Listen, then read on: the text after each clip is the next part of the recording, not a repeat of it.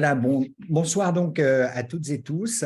Je suis ravi, Frédéric Jallat, je pense que je commence à être connu, professeur à ESCP, professeur associé à Sciences Po et grand orchestrateur avec Thierry, avec qui j'ai le bonheur de faire équipe de nos rencontres.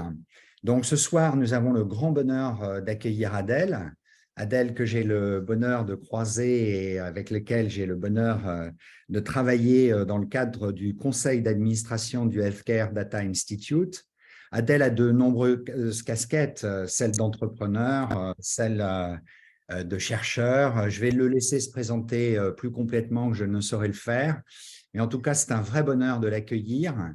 Et je sais par expérience, Adèle, pour avoir le bonheur d'avoir pu assister à certaines de tes présentations, que nous aurons probablement beaucoup de plaisir et que nous apprendrons pas mal de choses grâce à toi. Donc, comme on dit en franglais, the floor is yours. Mais merci infiniment de ta générosité et par avance de tes lumineuses de tes lumineuses pensées concernant cette thématique, malheureusement ou heureusement d'actualité, sur désinformation et manipulation sur les réseaux sociaux. Merci beaucoup pour cette belle introduction. J'espère être à la hauteur de toutes tes louanges. Je vais rapidement me présenter. Donc, je m'appelle Adèle Barquier, je suis cofondateur de la start-up qui s'appelle Capcode, qui est spécialisée en infodémiologie, je vais y revenir tout à l'heure, qui est une discipline de recherche qui vise à utiliser des méthodologies d'épidémiologie appliquées à des données issues du web en général, et plus particulièrement des réseaux sociaux. Comme le disait Frédéric, j'ai la chance et le privilège d'avoir plusieurs casquettes. Donc, au-delà de mon activité d'entrepreneur, je siège au conseil d'administration aux côtés de Frédéric du Healthcare Data Institute, un think tank qui vise à faire comprendre en fait l'utilité de la donnée en santé. J'ai aussi la chance d'être impliqué dans des enjeux plutôt d'éducation à travers un diplôme universitaire qu'on coporte avec Paris-Saclay sur la santé digitale. Et puis, j'ai la chance aussi d'être acteur en fait en tant qu'expert digital pour le pôle de compétitivité Cap Digital sur des enjeux médicaux en intégrant de la donnée de santé. Aujourd'hui, pour avancer sur notre présentation, j'ai articulé la présentation en quatre grandes parties. Une partie de Capcode et pourquoi en fait, on s'intéresse à ces données-là et d'où on vient et comment on en est arrivé à s'intéresser au sujet de la désinformation. Une partie sur la désinformation et sur les tenants et aboutissants, parce qu'aujourd'hui, on se rend compte assez facilement qu'on a eu une démocratisation du terme fake news à travers l'ex-président Donald Trump aux États-Unis. Or, aujourd'hui, on a des définitions qui sont un peu difficiles à intégrer. Donc, on va revenir un peu sur les enjeux qu'on arrive à couvrir. Je vais vous donner quelques exemples de ce qu'on a fait aujourd'hui en termes de désinformation. Et puis, je fais un focus particulier sur une micro-étude qu'on a menée autour des opérations extérieures de la France au Mali, notamment l'opération Barkhane. Si ça vous va, je vais commencer par Capcode. Donc, Capcode, on s'intéresse aux réseaux sociaux et à la santé. Pourquoi les réseaux sociaux et la santé? Parce qu'aujourd'hui, on a à peu près un tiers de la population française qui s'exprime sur sa santé au quotidien sur les réseaux sociaux. On parle aujourd'hui de plus en plus de cette tendance-là. On sait qu'on a un peu plus de 40% des citoyens européens qui s'expriment sur leur santé et un peu plus de la moitié des Américains. Alors, ça, c'est des statistiques qui sortent avant la pandémie Covid-19 et on sait très bien qu'au même titre que beaucoup d'autres sujets, la pandémie a exacerbé un certain nombre de phénomènes et on se retrouve aujourd'hui avec des professionnels de santé, par exemple, qui sont de plus en plus actifs sur les réseaux sociaux, en partie notamment pour lutter contre la désinformation et en partie aussi pour vulgariser et faire de l'éducation scientifique. Aujourd'hui, en fait, il y a beaucoup d'acteurs qui font du traitement automatique du langage, qui récupèrent ces messages-là pour des enjeux de surveillance ou de veille. Nous, ce qui caractérise notre activité, c'est qu'on est purement issu de la recherche. Donc nous sommes un acteur de recherche depuis maintenant plus de 5 ans, qui s'intéresse à cette discipline avec vraiment une dimension scientifique. L'intérêt pour nous, il est d'avoir une approche méthodologique la plus valide, la plus robuste, que ce soit en santé ou demain sur d'autres sujets, les données qu'on arrive à livrer, les données qu'on arrive à ressortir vont amener une décision, que ce soit une décision politique, que ce soit une décision médicale ou alors demain une décision sur la prise en compte de la désinformation. Et donc, on a des algorithmes qu'on développe de confiance et d'explicabilité vis-à-vis des sujets qu'on adresse. Ce qu'on fait concrètement aujourd'hui chez Capcode, c'est qu'on va observer les comportements, alors initialement des patients et maintenant de plus en plus de la population générale, comment ils s'expriment, quelles sont leurs problématiques. On arrive à modéliser ces sujets-là. On fait aussi du recrutement. En fait, on utilise ces plateformes-là pour recruter des patients pour des essais cliniques, pour des études observationnelles. Et puis, depuis maintenant un peu plus de 2 ans, on fait beaucoup de monitoring. Et donc, notre objectif, en fait, c'est de mettre en place des méthodologies de détection précoce. Donc, on l'a fait historiquement dans les effets indésirables. Vous avez un cas que vous connaissez quasiment tous normalement, qui est le cas du lévothyrox, où c'est un médicament où il y a eu un changement de formule et donc un certain nombre de signaux d'effets indésirables qui sont ressortis. L'intérêt en fait d'avoir cette approche, c'est vraiment d'amener de la réactivité. Donc, on a commencé à le faire sur les effets indésirables et on commence à le faire sur la désinformation, notamment parce que cette approche de détection précoce amène de la réactivité, que ce soit pour des autorités de santé ou demain pour des autorités étatiques, que ce soit militaires ou ministère de l'Intérieur. Je vais commencer par la désinformation. Aujourd'hui, on parle beaucoup de désinformation. Alors, on garde une définition qui est assez reprise par l'Union européenne notamment, avec l'idée d'avoir cette dimension en fait, de contenu faux, de fausses informations, mais surtout avec cette notion d'intentionnalité. C'est vraiment les fausses informations qui ont une intentionnalité de nuire ou de causer un préjudice public. On ne parle pas de mésinformation, donc de personnes qui vont partager du contenu qui est faux sans en avoir la connaissance, mais vraiment de ce qu'on appelle des opérations informationnelles. Comment un certain nombre d'acteurs créent du faux contenu, l'alimentent pour pouvoir manipuler ou en tout cas avoir un impact sur la population générale. Et donc, quand on parle de ces sujets-là, en fait, très souvent, on avait tendance à dire, en tout cas il y a quelques années, on avait tendance à dire que ce n'est pas si grave parce qu'en réalité, ce ne sont que sur les réseaux sociaux et qu'il y a une utilisation concrète qui n'a que peu d'impact sur la réalité de nos vies au quotidien. Bon, je pense que la pandémie de Covid-19 nous a montré que ce n'était pas tout à fait le cas, mais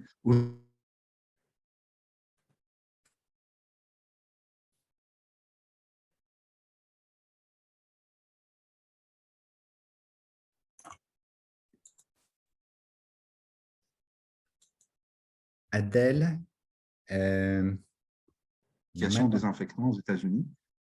Et donc un réel impact en vie réelle des sujets qui sont adressés par les désinformateurs, par ce qu'on appelle les faussaires.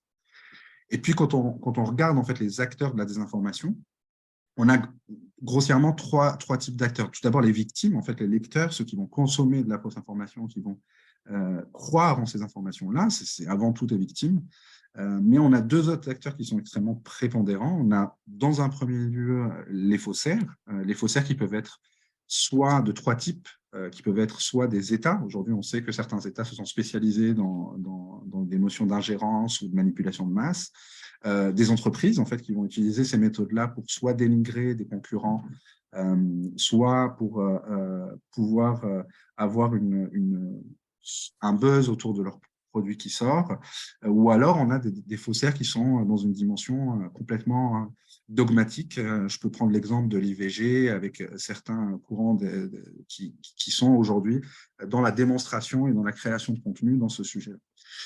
Faut savoir que pour les positionnements dogmatiques, je peux donner un autre exemple de personnes qui ont un enjeu économique. C'est purement pécunier. Parce qu'aujourd'hui, créer de la fausse information, très souvent, vous allez vous retrouver dans des sites web un peu obscurs et qui ont un peu de la publicité partout.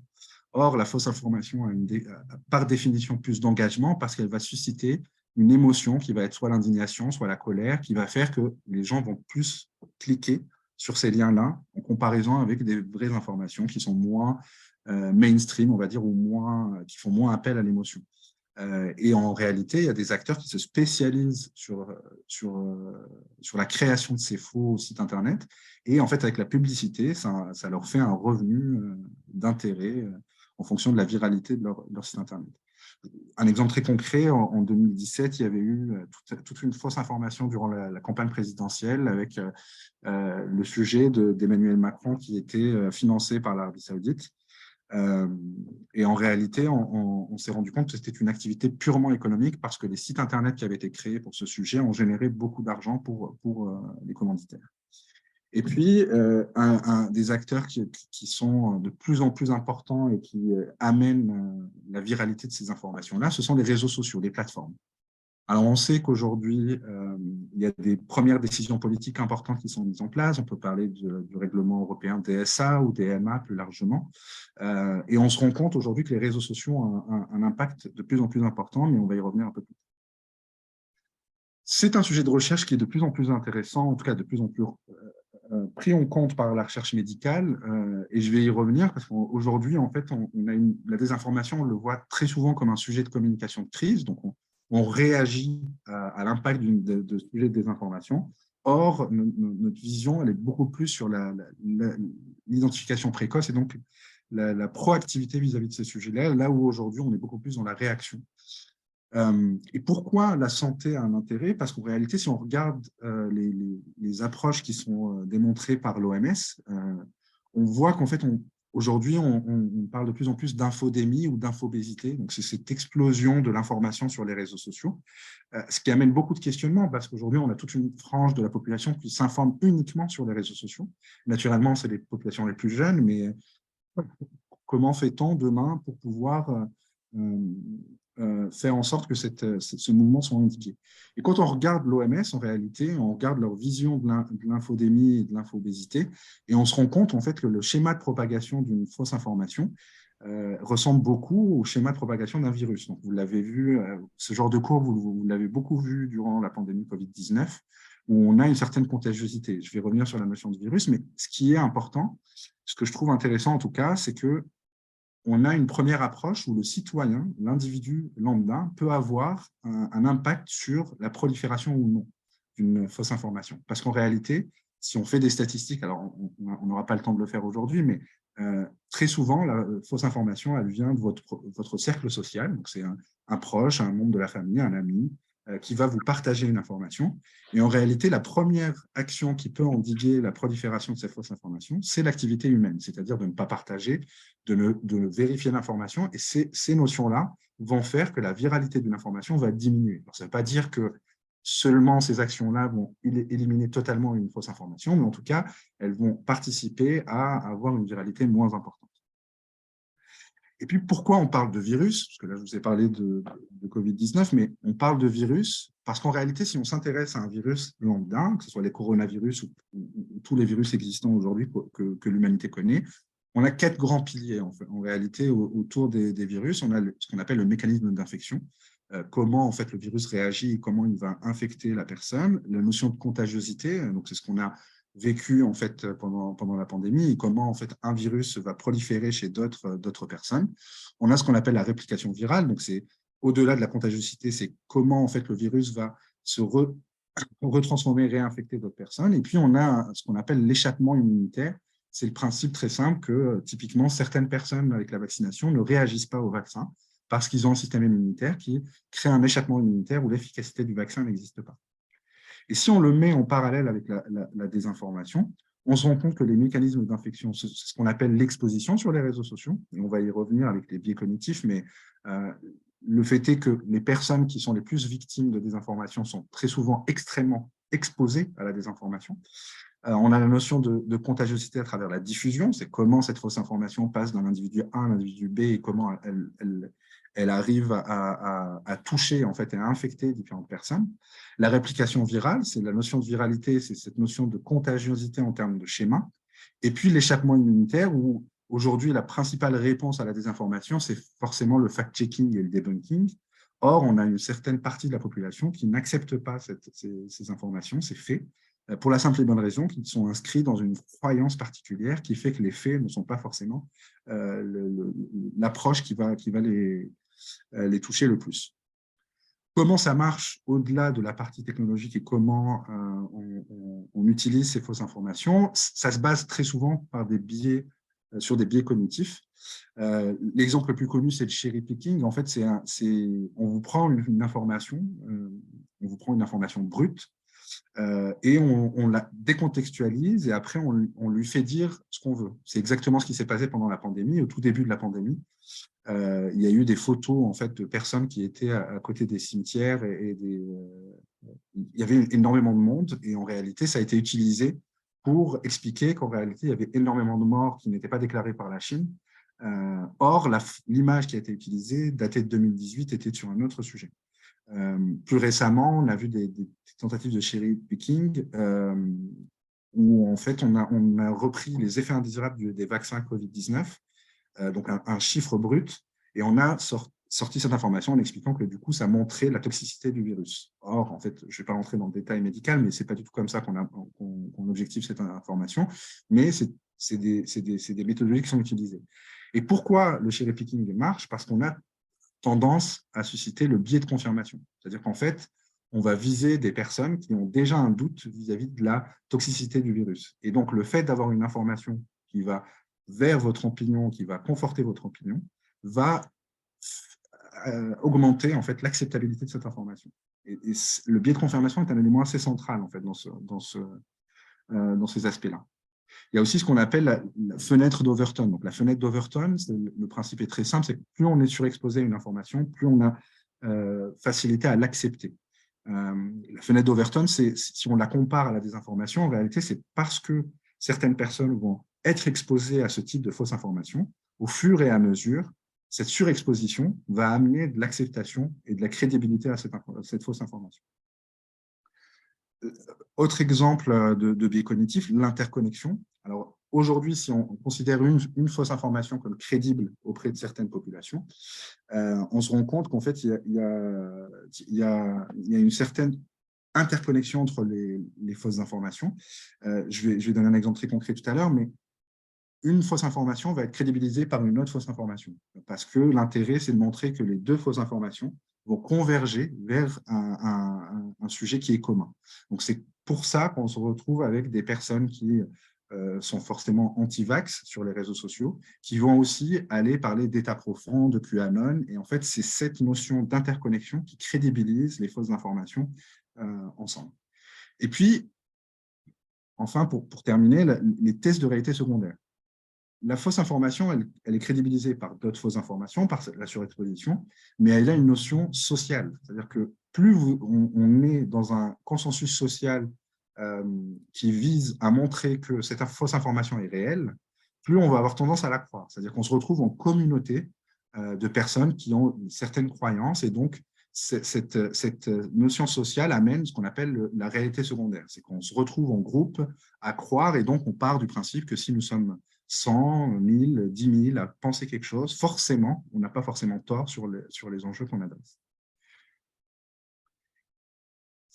Tous ces biais cognitifs, en réalité, ils sont mis en place et ils sont efficaces car les plateformes ont un système et des algorithmes qui favorisent la viralité.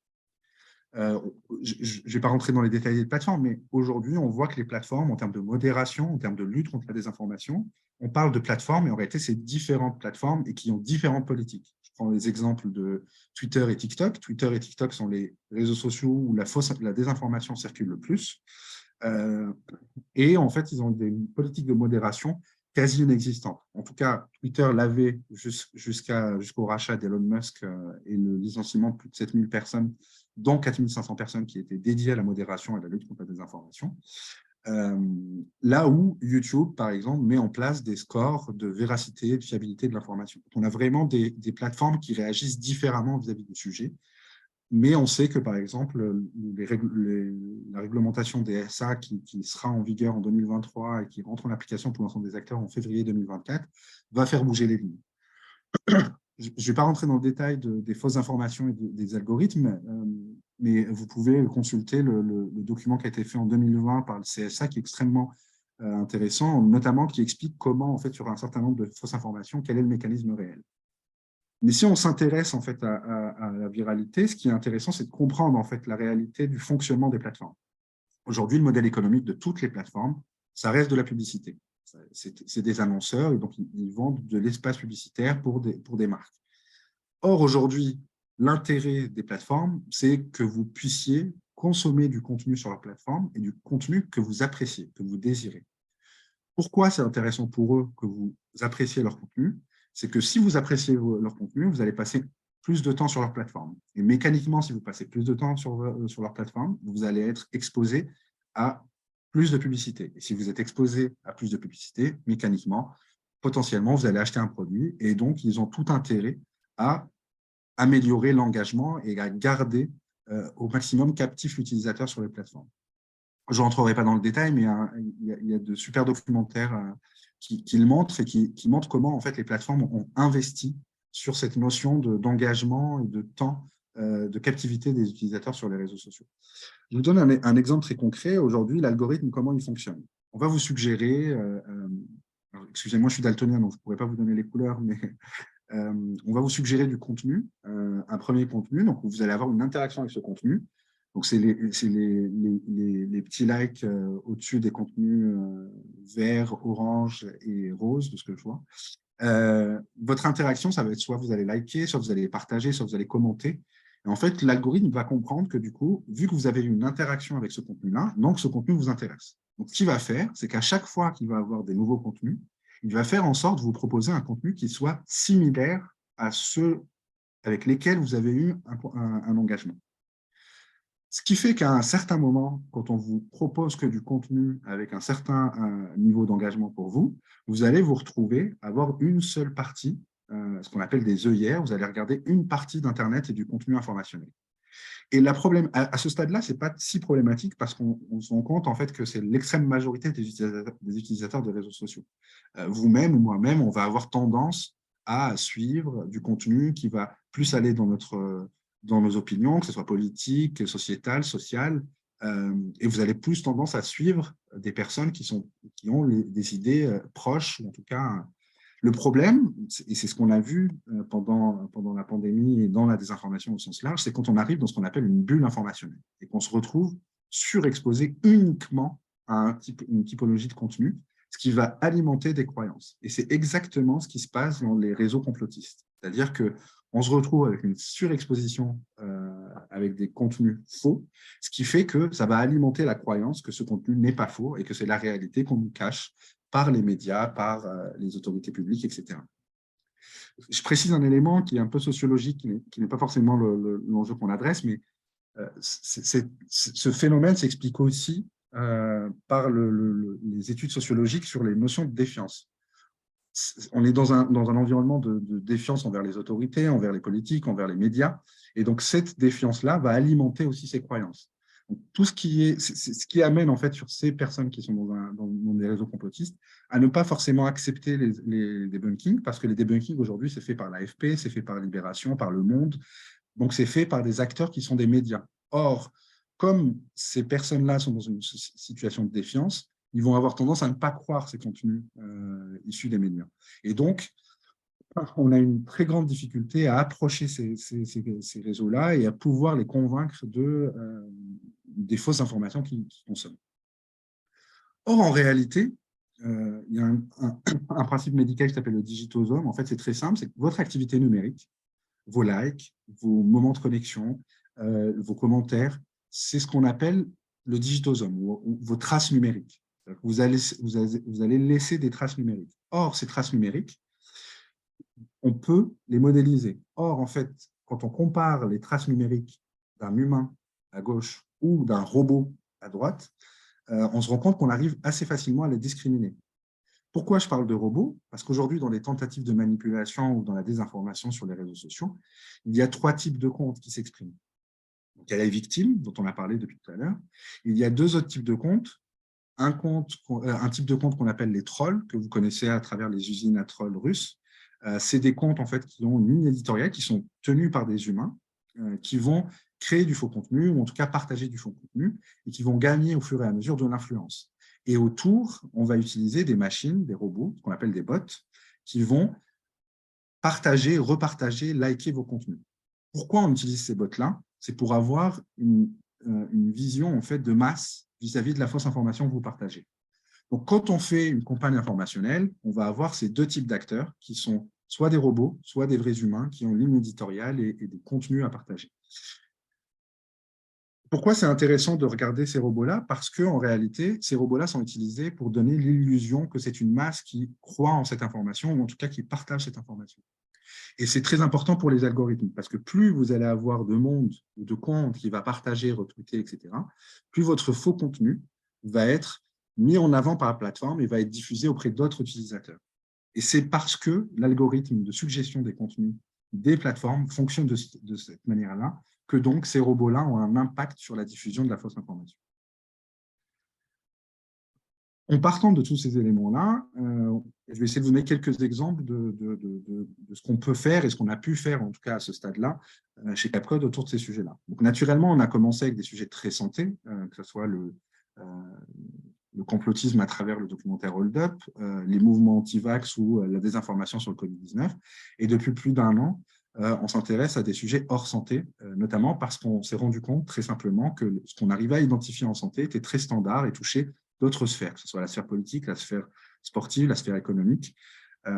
Et on s'est intéressé à des sujets un peu sociétaux comme le climato-scepticisme, des sujets un peu plus économiques avec GameStop, une entreprise aux États-Unis qui est assez intéressante parce que c'est une entreprise, c'est un peu l'équivalent du Micromania américain.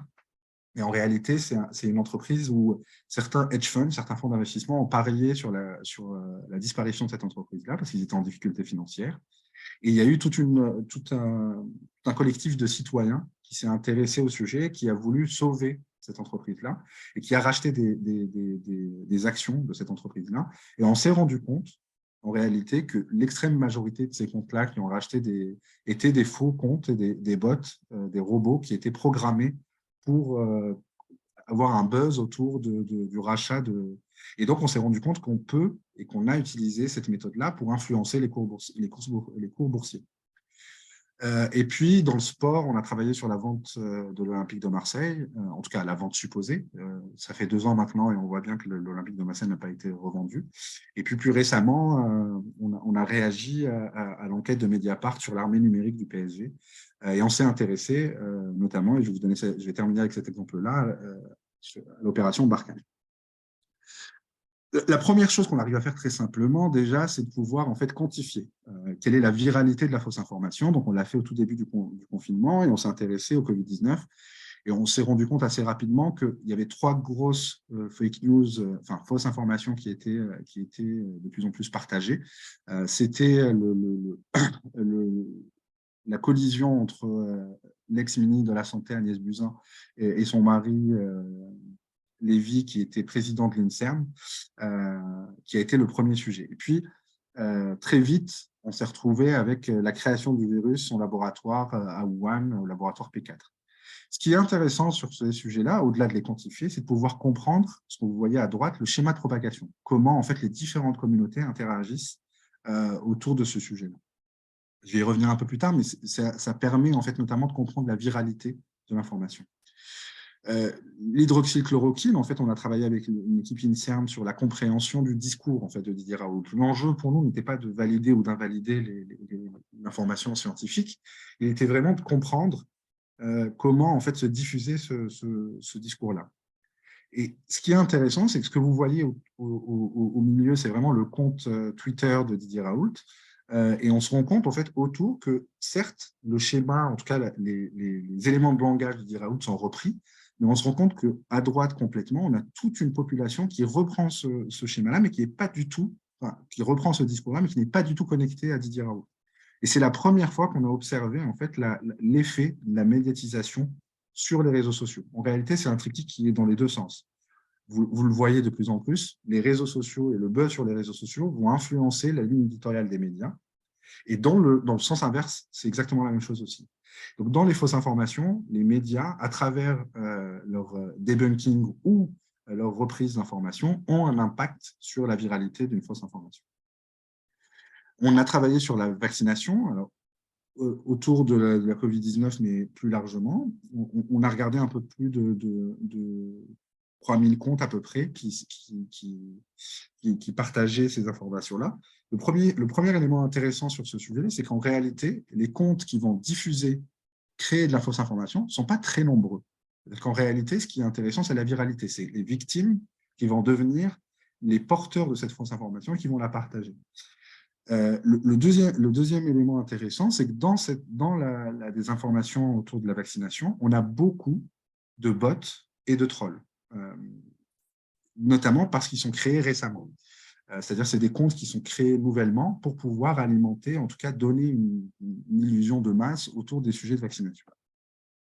Et enfin, sur cette étude-là, ce qui était intéressant, et on reprend le principe d'interconnexion dont je vous parlais tout à l'heure, c'est que quand on parle de vaccination, on parle des essais cliniques en Afrique, on parle de la présence ou non d'aluminium à l'intérieur des vaccins, mais on se retrouve très vite sur les notions de QAnon. Alors, je ne sais pas si tout le monde connaît les notions de QAnon, mais c'est l'idée, en fait, qu'il y ait un état profond parallèle à l'état qu'on connaît aujourd'hui, qui est démocratique, et qui va avoir une influence, une prise de décision importante sur les décisions politiques au sein des États. Et initialement, ce n'est pas un sujet de santé, ce n'est pas un sujet de vaccination. Mais le principe d'interconnexion va fiabiliser la désinformation sur les fake news à travers en fait, le fait qu'elles convergent avec des notions QAnon, donc d'autres fausses informations avec d'autres natures, d'autres objectifs. Et puis enfin, on a deux éléments qui sont tout aussi intéressants, c'est que il y a des médias de réinformation. Là, pas plus tard qu'il y a 2 semaines, l'accréditation de France Soir a été retirée.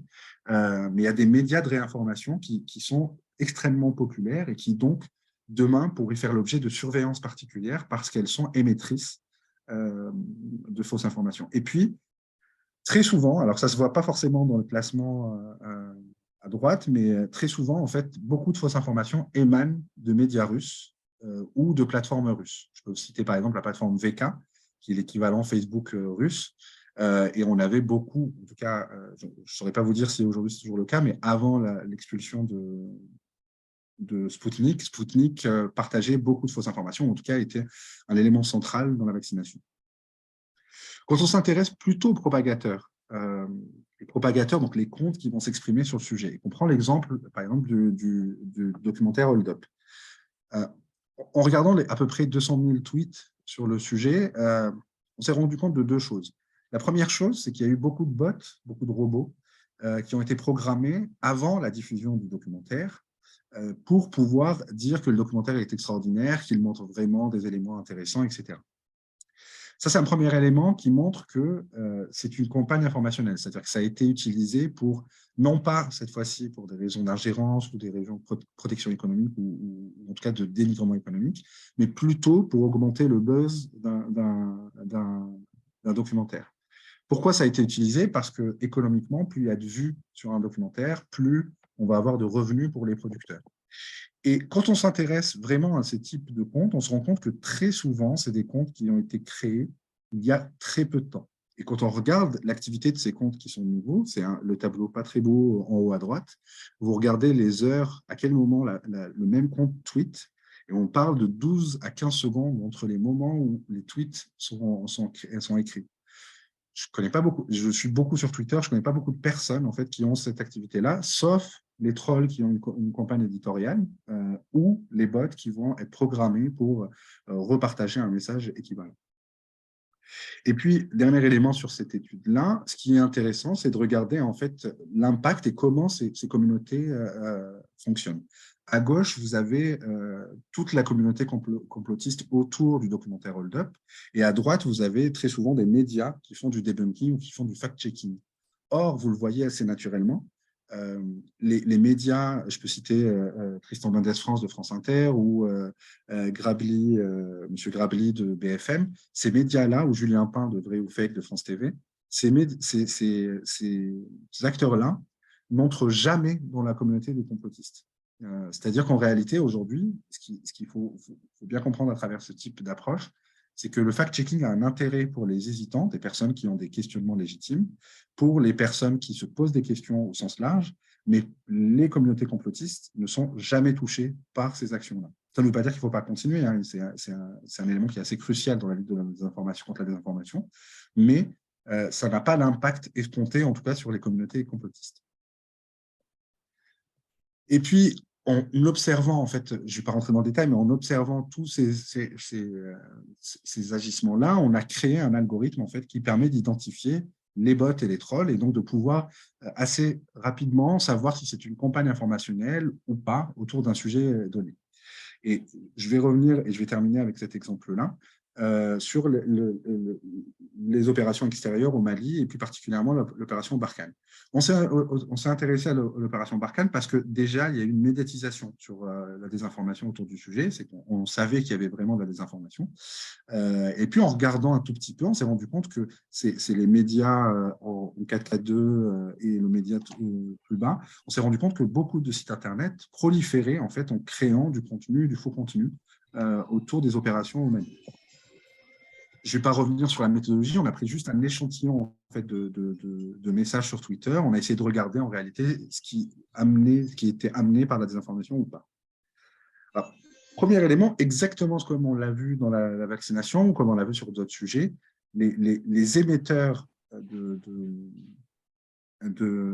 fausses informations sont beaucoup moins nombreux que les émetteurs de vraies informations, ce qui peut être rassurant, mais qui en réalité ne donne pas d'indication sur l'impact de ces fausses informations. Mais ce qui est aussi intéressant, c'est qu'on se rend compte qu'il y a une certaine superposition entre des vraies informations, donc des pics d'informations réelles autour de l'opération Barkhane, très souvent venant de l'état-major ou du ministère des Armées, et très souvent, en parallèle, il y a une prolifération de fausses informations. Donc, on peut assez facilement faire le lien entre de la lutte informationnelle et donc des acteurs qui réagissent et qui essayent de noyer les vraies informations avec de la fausse information. Les sujets qui sont discutés autour des opérations Barkhane, je ne vais pas rentrer dans le détail, mais ce qui est intéressant, c'est notamment cette slide-là, on se rend compte qu'en fait, les sujets où il y a le plus de proportion de faux comptes, de bots et de trolls, c'est plus sur les sujets autour des militaires, des personnes impliquées, et sur la deuxième slide, sur les militaires blessés et les dommages matériels. C'est à la fois très intéressant, à la fois peu surprenant. Comme je vous le disais en introduction, l'enjeu de la fausse information, il est de pouvoir susciter une émotion. Or, la personne,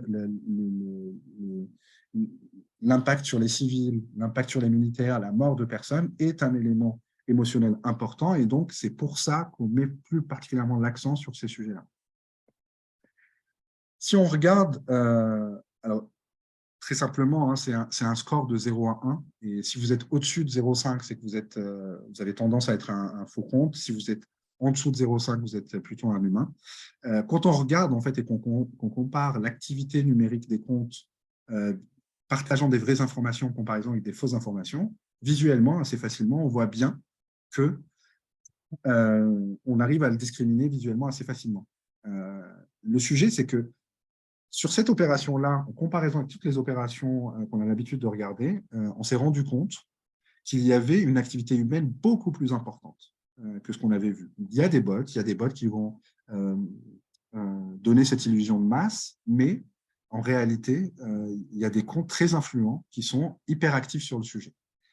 Et ça discrimine quelque chose qu'on n'avait pas vu, c'est qu'en réalité, parce qu'on sait aujourd'hui quels sont les protagonistes derrière ces tentatives de manipulation, en réalité, pour pouvoir avoir autant de comptes, on parle de à peu près 700, 750 comptes qui s'expriment sur le sujet, pour avoir cet investissement-là humain, il est fort à parier que c'est forcément une opération étatique. Parce qu'en termes économiquement, c'est peu viable. Et dans toutes les opérations, par exemple, de protection de dénigrement économique, on trouve beaucoup plus de comptes bots et très peu de vrais comptes qui s'expriment sur le sujet.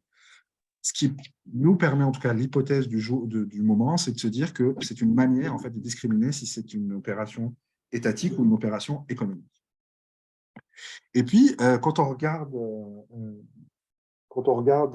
les réseaux de propagation, donc là, c'est au tout début, c'est en début 2020, on voit bien qu'en réalité, les informations vérifiées vont drainer beaucoup plus de personnes, ce qui est rassurant pour l'humanité, et qu'au tout début, en fait, les fausses informations à droite, en réalité, sont très peu relayées par des humains. Alors, les comptes verts sont les comptes vérifiés, Les comptes gris sont des comptes normaux, donc des humains lambda, et les comptes rouges sont des comptes dits suspects. On voit bien qu'en fait, au tout début, quand on commence à parler de fausses informations, quand on partage la fausse information, ça touche très peu de vraies personnes. Au tout début, on va plutôt toucher le cercle de faux comptes, etc., entre nous. Et on voit bien qu'en réalité, les fausses informations sur la bulle de 2, elle est extrêmement excentrée. Ça reste un artefact, c'est-à-dire que ça n'a peu d'impact, en tout cas au tout début. Mais si on s'intéresse un peu, qu'on va un peu plus en avant en septembre 2022, on se rend compte que la bulle à droite numéro 3, eh ben, elle a beaucoup plus de personnes autour. Ce qui fait qu'en réalité, la viralité de l'information est de plus en plus importante. Et on se rend compte que les différents clusters qu'on avait identifiés au tout début, ben, en réalité, ils vont drainer beaucoup plus de personnes. Ce qui est rassurant, c'est que quand on regarde les vraies informations, on se rend compte que c'est beaucoup plus prégnant pour les vraies informations. Mais ça montre qu'en réalité, c'est une manière de voir l'impact sur la population générale. Est-ce que les éléments de langage de ces fausses informations sont repris sur la population générale et est-ce que les citoyens sont touchés par ces fausses informations? Et clairement, si on regarde l'opération Barkhane, oui, ça a touché une partie plus ou moins importante, mais ça a touché une partie de la population générale. Et puis, si on regarde là, pour le coup, uniquement les sites web qui sont partagés, et non pas qu'on ne qualifie pas les propagateurs et les victimes, mais juste les sites web, en considérant les rouges comme des URL suspectes et les grises comme des URL vérifiées, on se rend compte qu'entre le début en 2022, les fausses informations en rouge, qui sont normalement B et C, sont très peu relayés, en tout cas ne touchent pas les réseaux, et on se rend compte à droite que ces réseaux-là sont de plus en plus importants et vont se mélanger avec des vraies informations. Ce qui montre en réalité qu'au-delà du fait de contaminer la population générale, les victimes deviennent propagateurs à leur tour et vont contaminer d'autres clusters, d'autres réseaux d'intérêt. Je voulais terminer avec notre vision vis-à-vis du sujet. En fait, aujourd'hui, on a un sujet qui est très important, qui est la réactivité. Aujourd'hui, on réagit à la désinformation, on réagit aux tentatives de manipulation, alors que on approche, on a de plus en plus intérêt à essayer d'endiguer la contamination le plus tôt possible pour avoir le moins d'impact. La dimension de santé est intéressante parce qu'en réalité, on le voit très souvent comme soit un sujet de communication, soit un sujet technologique d'analyse de données. Or, on se rend compte qu'au même titre que des modèles de virologie, on pourrait les appliquer pour pouvoir identifier précocement en fait, le début d'une épidémie informationnelle.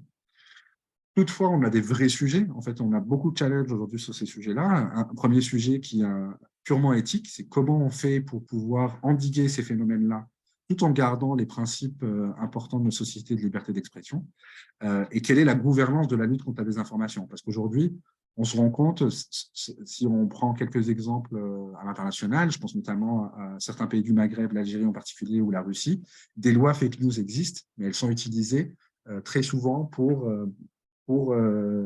endiguer en fait, les phénomènes sociétaux. Ils vont être utilisés comme un instrument coercitif. Et donc, ce n'est pas vraiment la société qu'on voudrait construire demain. Et puis, ça pose la question, on se retrouve en fait carrément sur un certain nombre de sujets où on a des divisions un peu orwelliennes. Comment on fait demain pour lutter contre la désinformation sans avoir une vision de la population générale qui est plutôt autour d'un ministère de la vérité, etc. Et puis, un volet au-delà de l'arsenal législatif qui est aujourd'hui mis en place et qui est en train d'évoluer, on a tout intérêt à avoir une éducation, notamment auprès des populations les plus jeunes, pour bien leur apprendre à prendre du recul vis-à-vis de l'information.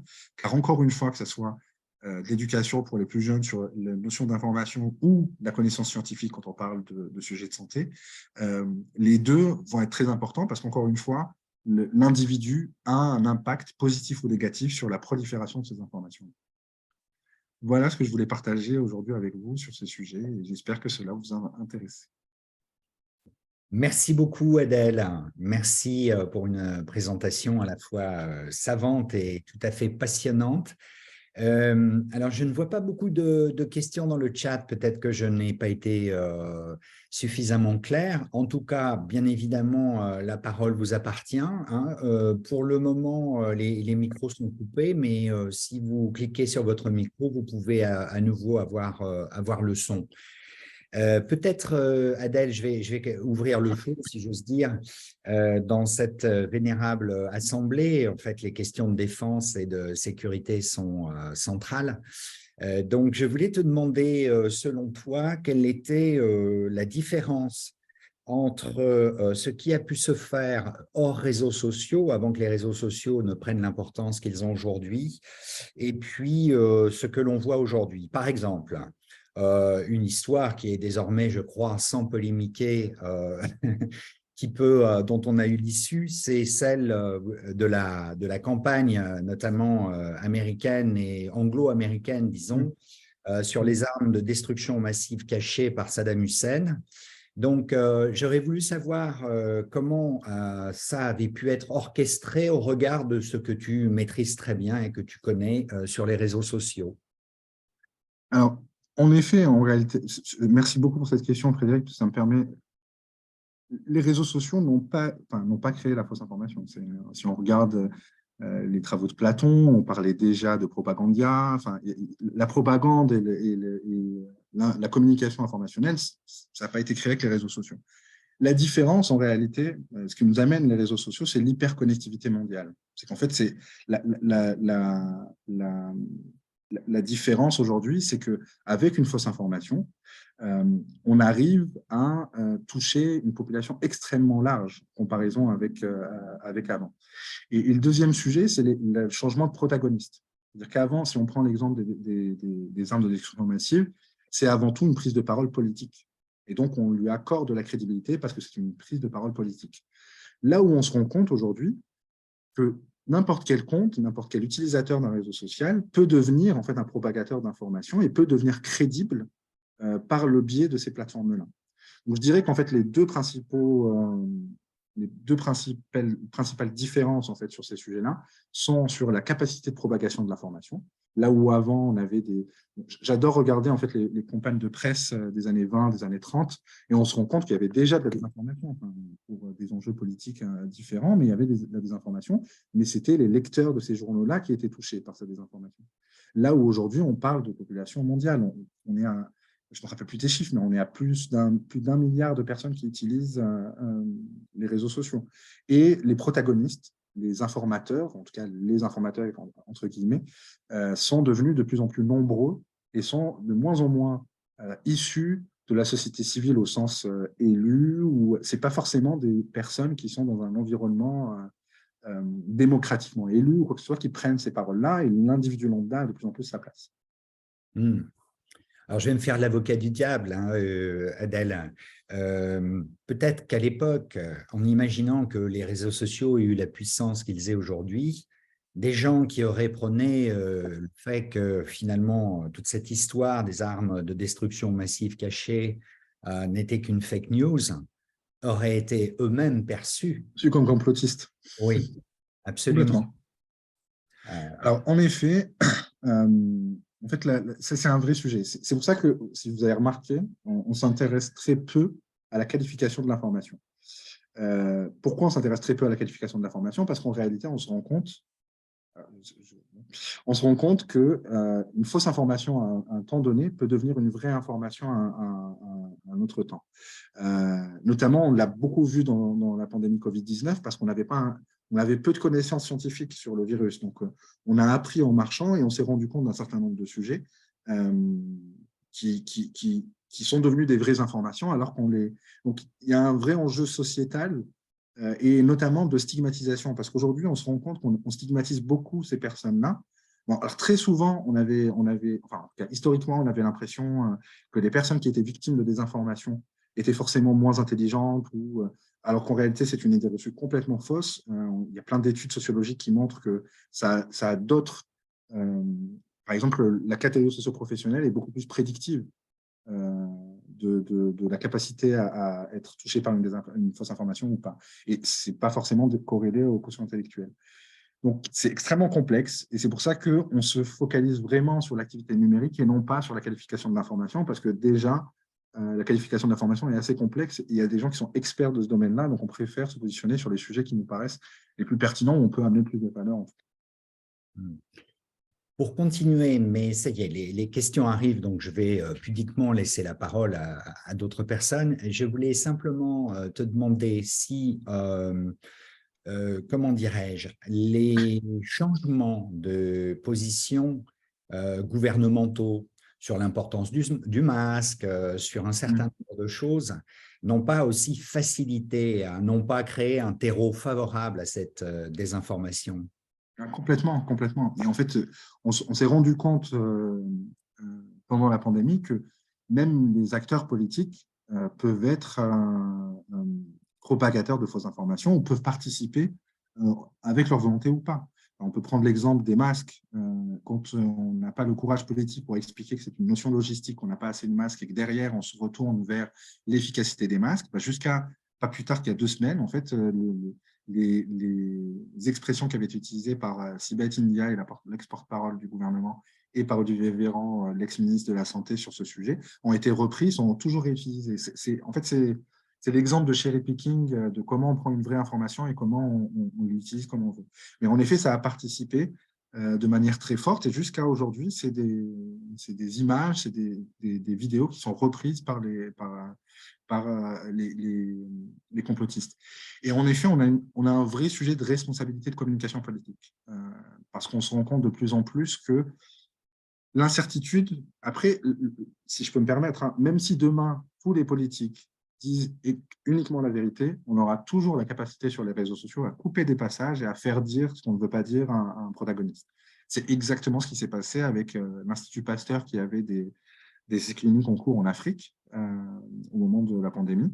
Et en réalité, sur les réseaux sociaux, ça a été coupé. Enfin, c'était une intervention d'un chercheur sur LCI. Et en fait, cette intervention a été coupée. On a juste gardé, on est en train de tester des schémas thérapeutiques en Afrique. Et donc, ça a été réutilisé comme on utilise des cobayes en Afrique, etc. etc. Même si c'est un vrai sujet, mais je ne suis pas certain que ça endiguera totalement. Ça permettra d'avoir plus de confiance vis-à-vis des appareils politiques. Et ça, c'est important, notamment quand on est dans une phase de défiance. Mais ça n'endiguera pas, en tout cas, la totalité du phénomène. Oui, oui, June, est-ce que vous voudriez poser votre question directement à Adèle? Oui, bonsoir, vous m'entendez? Oui, tout à fait. Oui, alors, ma question était, est-ce qu'il existe des études qui puissent montrer des tendances sur la résilience ou la vulnérabilité selon les pays? Je m'explique. A priori, hein, c'est qu'un a priori, des sociétés, bon, je suis né en Corée du Sud, qui sont réputées très autodisciplinées comme le Japon ou la Corée, est-ce qu'il y a des études statistiques qui puissent montrer que parce que il y a une autodiscipline un peu qui est présupposée, les gens sont moins influençables? Merci. Alors, oui et non. Désolé d'amener cette réponse-là, mais oui, il y a des études qui montrent, par exemple, la capacité de certains pays à être moins touchés par la désinformation. Mais ce n'est pas forcément… En fait, on n'a pas d'études aujourd'hui sur l'ensemble des fausses informations. On a des études sur différentes typologies de fausses informations. En santé, par exemple, moi, je peux vous dire que aux États-Unis versus la France, les États-Unis ont beaucoup plus tendance à être perméables à la fausse information qu'en France. Mais ça ne veut pas dire que c'est le cas de toutes les fausses informations. Donc, il y a forcément une notion de résilience, mais je ne suis pas certain que ça soit lié à la discipline. Moi, je cite beaucoup les travaux des sociologues. En fait, c'est la notion de défiance. En réalité, plus un pays a tendance à avoir sa population qui épouse les positions gouvernementales, en tout cas qui ont confiance vis-à-vis des positions gouvernementales, moins ces populations ont tendance à être touchées par la fausse information. Donc, c'est plus la notion de confiance ou de défiance qui va amener une différenciation en ajoutant la spécificité culturelle des populations. Mais aujourd'hui, on n'a pas d'études mondiales qui va comparer par pays. On va avoir des études qui vont comparer ce qu'on appelle la viralité des fausses informations. On sait que, par exemple, en Chine, il y en a très peu, mais enfin, si on met de côté la propagande du Parti communiste et de l'État chinois, mais si on regarde en Chine, sur les réseaux sociaux, on avait regardé, en fait, par exemple, Weibo, qui est l'équivalent de Twitter en Chine, on a très peu de fausses informations. Mais ce n'est pas forcément parce que les gens ne partagent pas, c'est parce qu'il y a beaucoup de censure. Et du coup, en fait, beaucoup de contenus sont supprimés tout simplement par les plateformes et par les États. Ce qui fait que, du coup, on n'a pas aujourd'hui de réponse claire sur la perméabilité de l'ensemble des populations mondiales. Et si je peux me permettre, il y a un élément qui est assez central sur la notion de censure. Tous les exemples de censure sur des fausses informations ont eu l'effet inverse. La censure ne marche pas pour endiguer le phénomène. Si on prend l'exemple d'Hold Up n'a jamais autant été visionné que depuis son déréférencement sur YouTube. Et il s'est retrouvé sur Odyssée, qui est l'équivalent YouTube sans modération. Donc, en fait, la censure, elle amène beaucoup plus l'effet inverse parce que les populations considèrent que si on censure un élément d'information, ça veut dire qu'on a des choses à cacher et que donc, ce n'est pas forcément la réponse de la censure qui peut être la plus pertinente. Enfin, ce n'est jamais la censure. Adèle, simplement pour certains béotiens, est-ce que tu peux rappeler ce à quoi avait trait Hold Up? Ah oui, pardon. Hold Up, en fait, c'était un documentaire qui a été un documentaire qui a été produit sur la pandémie Covid-19 et sur notamment, en fait, ça partait de comment le virus est arrivé en Europe à toutes les théories complotistes en fait autour du Covid, en partant de le virus a été créé dans un laboratoire, c'est un enjeu mondial et c'est QAnon qui est derrière pour pouvoir éliminer un certain nombre de citoyens dans le monde. Et puis, c'est une théorie grossière du grand remplacement en faisant en sorte qu'une partie de la population disparaisse. Et ce documentaire-là, qui est assez catastrophique d'un point de vue intellectuel, a eu une viralité extraordinaire. Il y a beaucoup de gens qui l'ont regardé. Et quand on regarde les chiffres de visionnage, en fait, la censure a explosé, c'est devenu exponentiel. Au même titre qu'il y a beaucoup d'années, je ne me rappelle plus du nom, mais il y avait un documentaire complotiste autour des événements en septembre 2001. Et pareil, quand il a été déréférencé, explosion en fait des visionnages. Merci beaucoup. D'autres questions? Oui, pardon, Sarah, vous avez 2 questions à poser à Adèle. Voulez-vous prendre la parole? Si tu veux, je vais me faire le porte-parole. J'espère pouvoir exprimer correctement des questions assez ouvertes, en fait, des questions presque de typologie posées par Sarah. Sur déjà le fait que les réseaux sociaux aient pu ou non changer les rapports sociaux de manière générale. Donc, toi qui es spécialiste au-delà même de la désinformation des réseaux sociaux, quel est ton point de vue là-dessus? Alors, je ne vais pas aller très loin dans ma démonstration parce que je suis loin de ces sujets-là, mais en effet, en fait, il y a 2 manières de voir. D'un point de vue sociologique, les rapports sociaux et les fonctionnements, notamment en fait, de la constitution sociale d'un individu, ont changé avec les réseaux sociaux. Pour 2 raisons. La première raison, c'est qu'on est devenu en fait l'utilisateur de réseaux sociaux a des réflexes sociaux qui ne sont pas forcément les réflexes de la vraie vie. Et on s'est rendu compte en fait que certains groupes sociaux ont évolué et ont intégré des personnes qui n'étaient pas dans le groupe initialement à travers les réseaux sociaux. Donc on se retrouve avec des groupes sociaux qui vont changer en termes d'appétence, de capacité à se regrouper. Le deuxième sujet, en fait, d'un point de vue médical, certains chercheurs, notamment en santé mentale, regardent les réseaux sociaux comme un neurotoxique. Parce que les réseaux sociaux, en fait, il faut bien comprendre, si on prend l'exemple d'Instagram, et on a plein d'études qui le montrent, les adolescents sont extrêmement influencés par les images et les photos partagées sur Instagram, qui ne représentent pas du tout la vraie vie, mais qui donnent un idéal visuel à atteindre. Et du coup, on se rend compte que les réseaux sociaux ont un impact majeur en termes de dépression, en termes d'anxiété, en termes d'estime de soi, sur les populations, notamment les plus jeunes. Donc, les plateformes ont un impact très négatif au niveau des individus et ont un impact sur la modification des constitutions sociales et des groupes sociaux. Adèle, juste une petite image pour valider ce que tu viens de dire. La chirurgie esthétique, désormais, est plutôt affaire de jeunes que de plus anciens. Les jeunes se font davantage changer le visage, les seins, les lèvres, et on sait que c'est largement dû aux influenceurs. Ouais. Et d'ailleurs, la chirurgie esthétique dite alternative, c'est-à-dire qui ne rentre pas dans un schéma médical validé, a explosé avec les réseaux sociaux, notamment à cause des influenceurs. Ouais. Alors, n'hésitez pas à poser des questions, hein. Nous sommes en plein dans l'actualité, c'est passionnant, et puis nous avons un vrai spécialiste avec nous, donc profitons-en. Je voulais te demander aussi si effectivement tu dis que, et notamment dans les populations jeunes, la réalité est travestie et qu'elle peut même impacter la santé mentale des jeunes populations.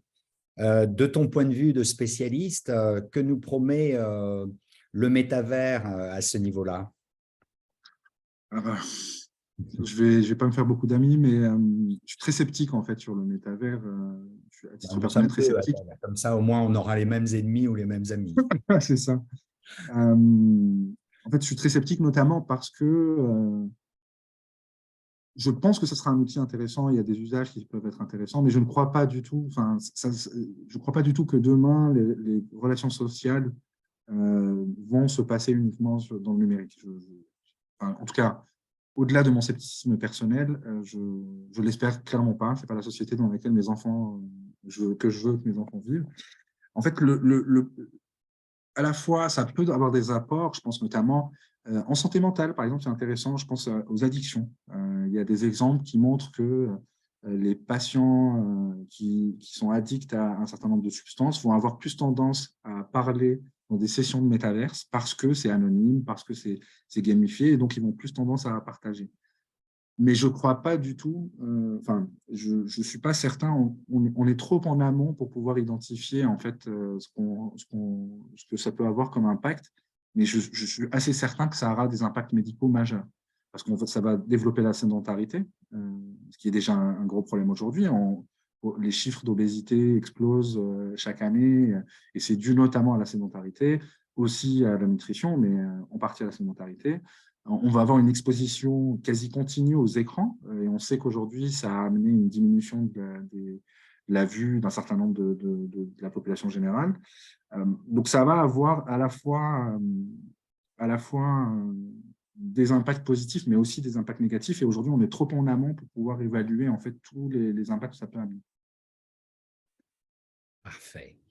Là, ça y est, hein, les questions démarrent et il y en a pas mal. Elena, est-ce que vous voulez poser votre question à Adèle? Donc, Elena te pose la question de comment détecter, du moins trouver des failles au deepfake contenus, notamment sur les réseaux sociaux. Alors, à l'œil nu, on ne le voit pas. On voit pas de différence. Enfin, bien sûr qu'il y a des algorithmes qui marchent mieux que d'autres. Donc, du coup, on a des résultats un peu… Mais en réalité, technologiquement, en fait, quand on modifie une image, je vais essayer de le dire de manière la plus vulgarisée possible, mais une image, c'est un ensemble de pixels. Donc, on va dire qu'une image, disons qu'il y a 100 000 pixels dans une image lambda. Et en réalité, quand on change le visage, on va avoir une altération des pixels. Or, quand on analyse l'image, on arrive à voir les altérations. C'est-à-dire qu'on voit que les pixels qui sont au niveau du visage ne sont pas forcément naturels. Donc, on arrive à l'identifier. La question, c'est comment on fait… Enfin, je ne suis pas certain aujourd'hui, à part peut-être en Chine ou aux États-Unis, qui ont une avance assez importante sur la surveillance continue, notamment des réseaux sociaux, mais plus globalement de la surveillance. Il faudrait qu'on arrive à avoir un système qui monitore en temps réel et qui puisse identifier ces vidéos le plus vite possible. Or, je pense qu'en France, on n'est pas du tout à ce niveau-là. Mais en tout cas, technologiquement, c'est tout à fait possible. Même les meilleurs algorithmes de deepfake sont identifiables. Et on peut avoir et c'est quelque chose qui sera… Enfin, à moins que demain, on arrive à trouver une nouvelle méthode, c'est quelque chose qui trompera la population générale, mais les chercheurs, ou en tout cas d'un point de vue technologique, on peut l'identifier assez facilement. Enfin, assez facilement, proportion gardée, naturellement. Céline, est-ce que vous pouvez poser votre question à Adèle? Bonsoir à tous. Oui, bah, écoutez, donc merci déjà pour la qualité de la conférence. En fait, par rapport à tout ce que j'ai entendu, je me demandais si vous pouviez conseiller une méthodologie, hein, pour, essayer de challenger ce que l'on lit et pouvoir nous-mêmes faire une petite enquête, savoir si vraiment c'est, de la fausse information. En fait, déjà, il y a l'AFP Factuel qui a, de mémoire, qui a fait une boîte à outils en fait, pour le citoyen pour vérifier une information. Donc, ça part des principes très simples, là, c'est quel média ou quel est le porteur de l'information, en termes journalistiques ou en termes médias. Les images, il y a des outils qui permettent de voir est-ce que les images sont vraies ou fausses. Est-ce que l'information a été débunkée ou pas.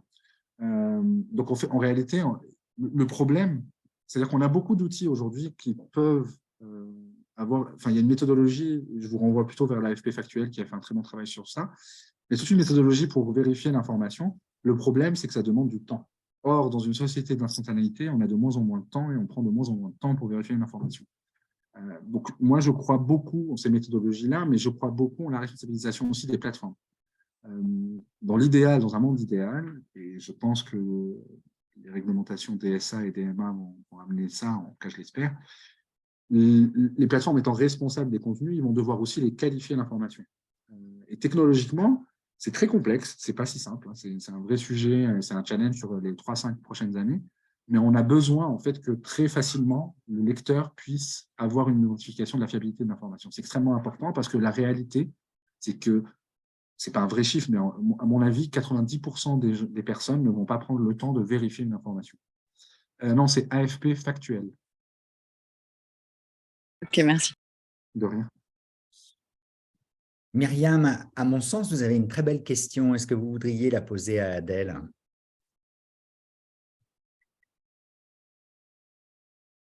Bon, je m'empare de la belle question. Oui, bonsoir. Pardon. Non, J'ai essayé de trouver le son pour pouvoir intervenir. Merci déjà tout d'abord pour votre présentation. Alors, ce n'est pas forcément simple à formuler, mais je pense que vous y avez un petit peu répondu en parlant de responsabilisation des plateformes. En fait, moi, je me disais, alors à trop craindre, bien sûr qu'il faut craindre les fake news, mais j'essayais de la formuler comme ça, à trop craindre les fake news et leurs conséquences, est-ce qu'on ne s'expose pas à un retrait ou de l'action citoyenne, ou en tout cas, voilà, est-ce qu'on ne devient pas un peu peureux par rapport à tout ça? Et du coup, comment peut-on faire pour s'y retrouver?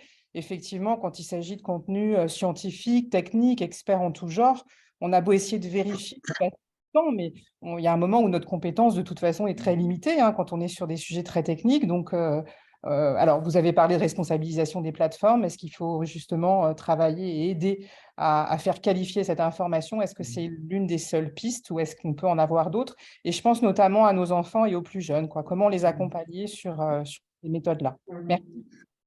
Non, mais merci beaucoup, Myriam. En effet, en fait, la réponse, elle est multifactorielle. C'est-à-dire que je donnais des exemples sur l'éducation, par exemple, il faut qu'on ait une pensée la plus globale possible parce que la réalité, je vous rejoins complètement. À trop avoir peur des fake news, on va amener de la censure, on va amener… en fait, l'effet pervers de ce sujet-là, c'est d'amener de plus en plus de populations vers de la défiance. Et je le disais tout à l'heure, je ne sais plus qui l'a dit, mais on a cette peur de la pensée unique, du ministère de la vérité. C'est très orwellien. La crainte, c'est d'aller vers une société très 1984. Mais en fait, la problématique, c'est que moi, je suis très critique, par exemple. Alors, malheureusement, depuis tout à l'heure, je n'arrête pas de dire que je suis critique sur beaucoup de sujets. Je ne suis pas du tout critique, hein, mais je le précise. Mais je suis très critique sur la prise de parole scientifique pendant la pandémie. En réalité, beaucoup de chercheurs, et des très bons, hein, ont eu des prises de parole. La problématique, c'est qu'on a très peu en fait, de mise en perspective sur la réalité de la connaissance scientifique. C'est-à-dire très souvent, on va avoir des chercheurs qui vont s'exprimer, qui vont parler de l'évolution de l'épidémie, qui vont parler des démonstrations qu'ils ont à un temps donné, mais qui ne vont pas les mettre en relief avec la possibilité que ces connaissances puissent évoluer. Et donc, c'est très difficile quand on a des discours experts dans les médias de pouvoir en fait, avoir la nuance en fait, derrière ces démonstrations. Parce qu'on peut démontrer un point A sur une population donnée et potentiellement, si on l'a fait sur différentes populations, retrouver des résultats complètement différents. Le problème, c'est qu'on est encore une fois, on est dans une société d'instantanéité qui demande de la connaissance tout de suite et une certitude tout de suite. Or, l'être humain n'aime pas l'incertitude et on est de plus en plus dans une notion d'incertitude. Et donc, à la question comment on fait, moi je pense que les plateformes ont une responsabilité, je pense que le citoyen a une responsabilité, ou en tout cas un impact. Et moi, je crois beaucoup à l'impact de la société civile. Moi, je prends un exemple très concret. Dans la vaccination, il y a un collectif qui s'appelle les Vaxeuses qui, tous les jours, vont avoir une activité numérique pour débunker de la fausse information partagée autour de la vaccination. Et je crois beaucoup en ces mouvements-là et je suis absolument convaincu que la réponse ne sera pas purement étatique, que l'État a une responsabilité aussi, mais pour d'autres raisons, et que la société civile a sa place. Le point important, c'est de pouvoir garder en fait cette démocratie, cette liberté d'expression, sans arriver dans la stigmatisation. Mais encore une fois, c'est un modus operandi très large. C'est pas uniquement, enfin, nous, si demain on apporte un outil d'identification précoce, c'est très bien, mais la question, c'est toujours comment on fait, qu'est-ce qu'on fait derrière, comment on fait pour endiguer le phénomène au-delà de la responsabilité civile individuelle. Je ne sais pas si j'ai répondu totalement à votre question. Mais...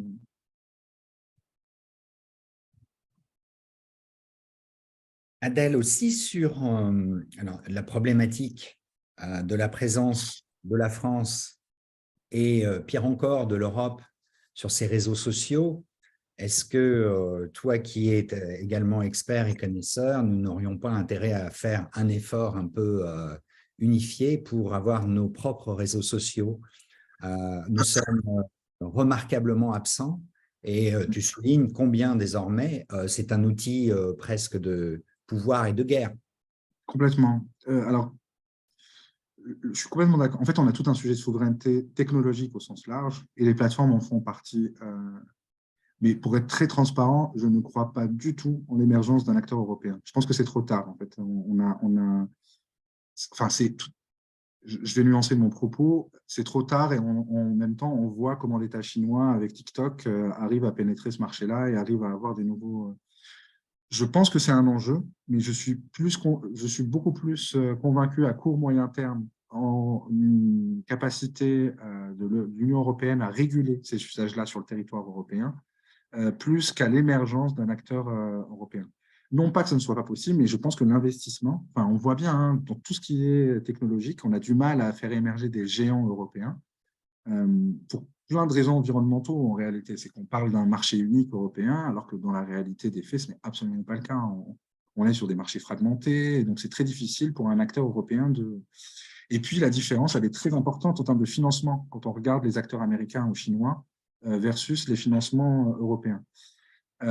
Mais c'est un vrai sujet de souveraineté, et c'est pour ça que la régulation, enfin, aujourd'hui, la régulation est extrêmement importante. Enfin, si on prend les exemples qui ont été pris sur les règlements européens qui sont mis en place, on voit bien que c'est un premier jet important, mais qu'il faut accélérer. Et naturellement, le temps industriel des plateformes n'est pas le temps du régulateur, n'est pas le temps de démocratie, c'est tout à fait normal, hein, ce n'est pas une critique. Mais il faut absolument qu'on ait un arsenal législatif beaucoup plus fort, beaucoup plus contraignant. Et je crois beaucoup en DSA parce qu'ils ont réutilisé la même, en partie, la même philosophie que le RGPD, enfin le Règlement général de protection des données personnelles, notamment avec des amendes qui sont indexées au chiffre d'affaires. Et je crois beaucoup plus dans une approche comme ça, coercitive, que la réalité de créer des relations avec les plateformes. Moi, je peux vous donner un exemple très concret. En 2021, je crois, et ça a été renouvelé en 2021, il y a eu un conglomérat d'acteurs, donc Google, Twitter et je crois Facebook, qui ont mis en place en fait un observatoire pour pouvoir lutter contre la désinformation et donc financer des approches méthodologiques pour lutter contre la désinformation. 2021-2027, c'est doté de l'ordre de 60 millions d'euros. C'est rien pour ces plateformes-là. Ça montre bien en fait leur volonté, ou en tout cas la priorisation de ces sujets-là sur leur politique d'investissement.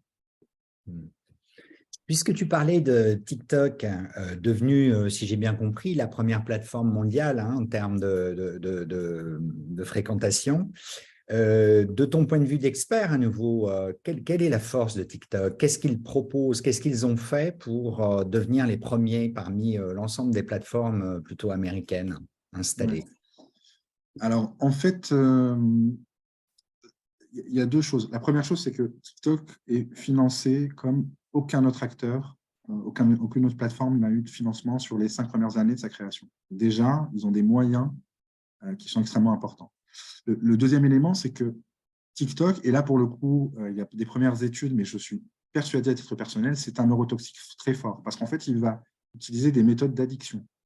Je ne sais pas si vous avez des jeunes qui sont sur TikTok autour de vous, mais en réalité, on se rend compte que le temps de visualisation des vidéos, il est beaucoup plus important que sur son concurrent Instagram qui a exactement la même fonctionnalité.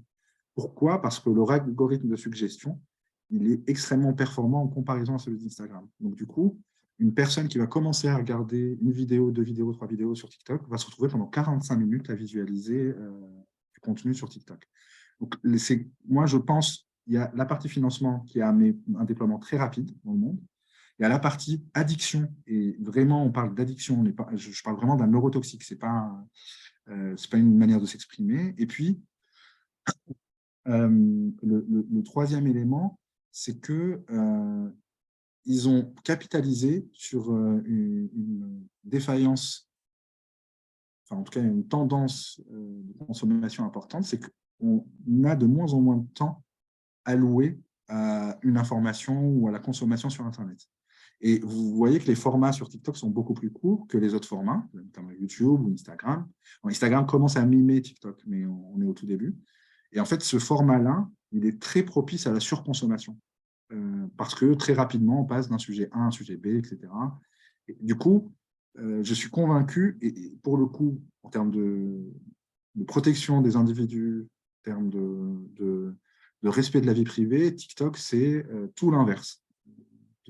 Parce qu'on sait très bien que l'État chinois récupère les données en temps réel de chez TikTok, ce n'est pas du tout un secret, que les données des vidéos sont utilisées pour des algorithmes de reconnaissance faciale, enfin voilà, il y a tout un sujet en fait géopolitique derrière l'explosion de cette plateforme.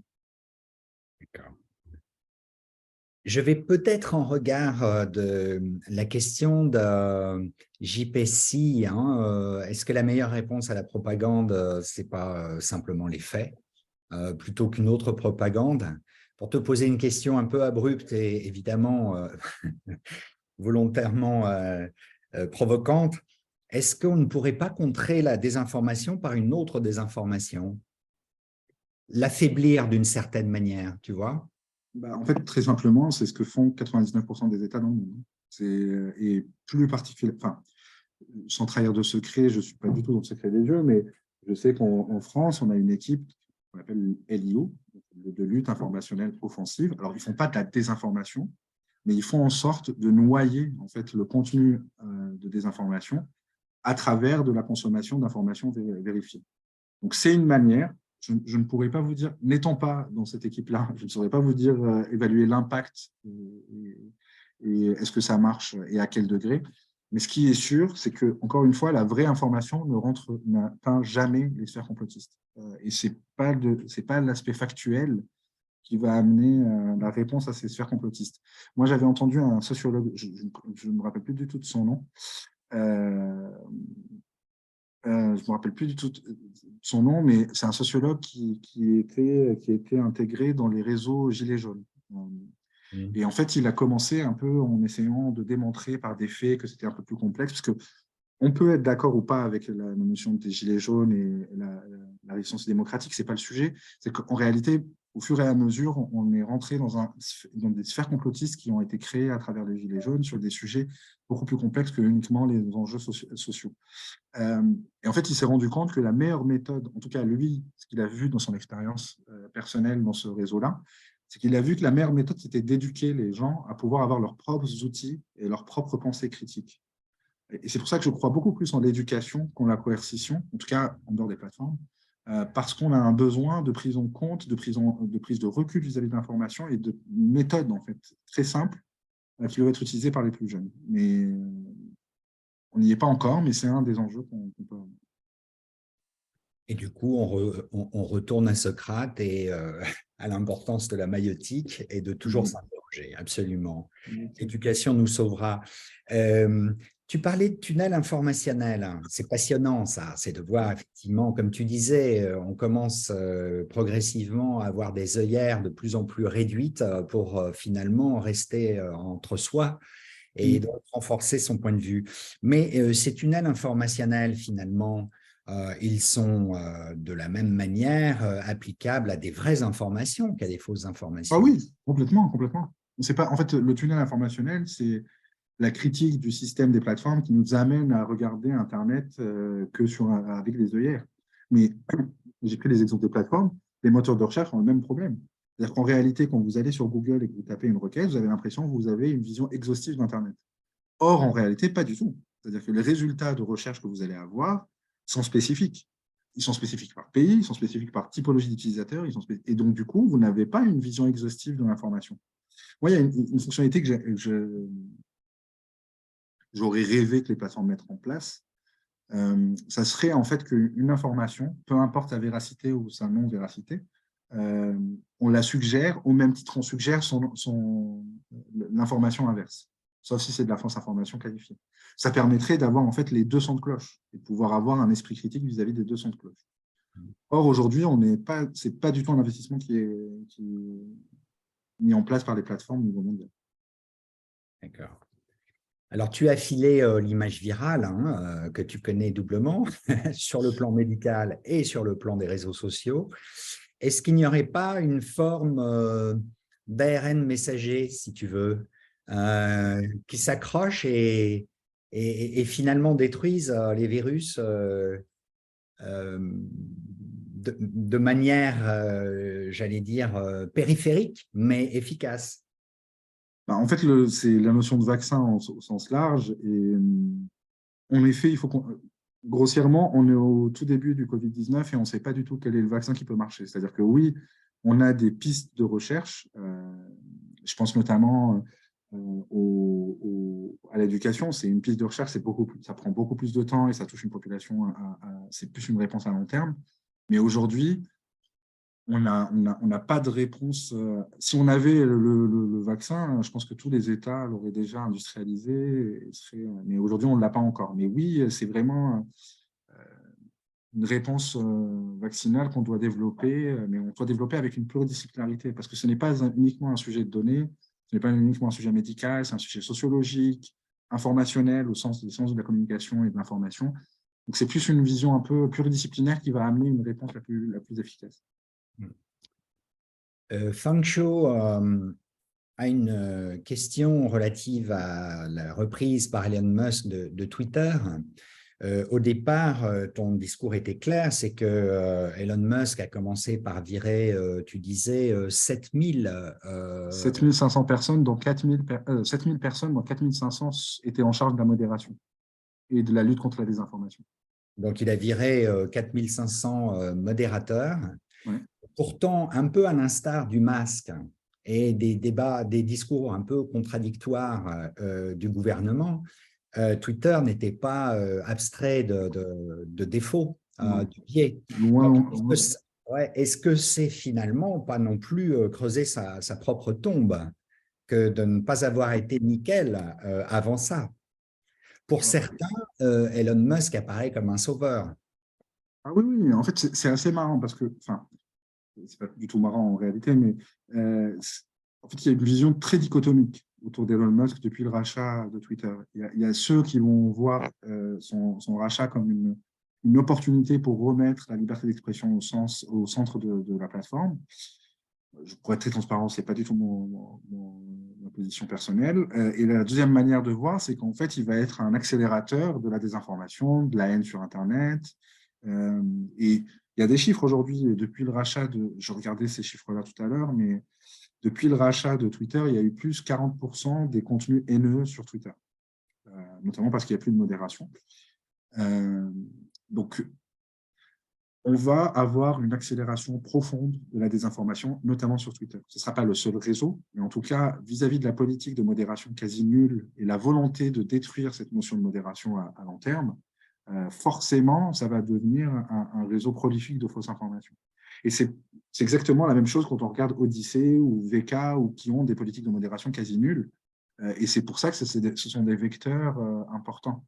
Mais VK et Odyssey ont beaucoup moins d'utilisateurs que Twitter. Donc, on a un enjeu extrêmement majeur autour de ces sujets-là.